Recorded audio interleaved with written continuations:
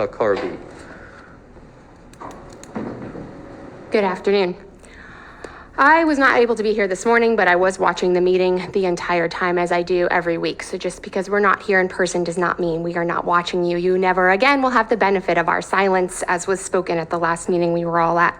I was very disappointed watching the meeting that not a single word of what to do once you contract the virus has been spoken about. The word treatment did come up, but it was not spoken about what treatments are available for people. At the last meeting, there was a gentleman who spoke and he stated that he has contracted the virus. He was terrified, stayed in his apartment for a month sick, but didn't know what to do. This county is doing a massive disservice to the people by not ever speaking about ways that you can either protect yourself from contracting the virus other than these nasty things, which are causing strep throat, all kinds of lesions around the mouth, and all kinds of nasty things, but you all know this. I don't know why I'm even telling you, you know this.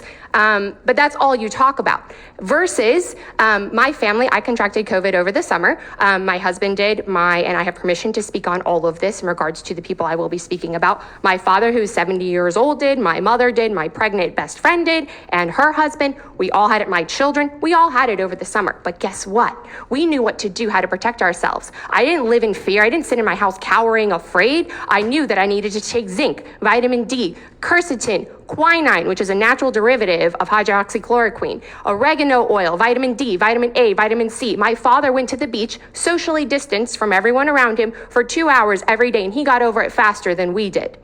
So this county is doing a major disservice. I heard Dr. Alonso today, she stated that if you come in contact with someone who's contracted COVID-19, but you've been wearing your mask and distancing yourself, you shouldn't have to worry. If that's really the case, then how come 60% of the people who tested positive in New York were at home the whole time? That's bull, and you all know it. So you allow these things, these propaganda pieces to be pushed out constantly on Facebook, but you're not actually talking about real things that could help people. So we know that this is not about helping people, because if it was, you would be speaking about those things. You would be speaking about the treatments, and I've mentioned this multiple times. So you would be, and I can speak from my own personal experience at this point of how I got over it and how I am standing here before you today perfectly fine, although this does make it hard to breathe.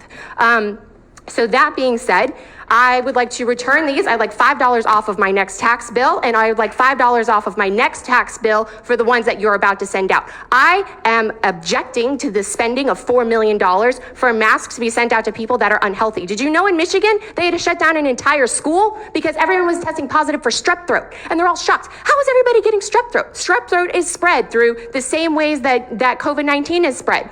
But no, everyone's wearing masks and distancing and washing their hands. It's spread because it's a bacteria. When you're breathing into a wet, foggy, humid environment and then you rebreathe that in, you are creating bacteria in your throat. These are literally making people sick. And the fact that you are continuing this political theater, which we know that it is not okay. The fat lady has sung, the curtain has come down, the audience has gone home. End it.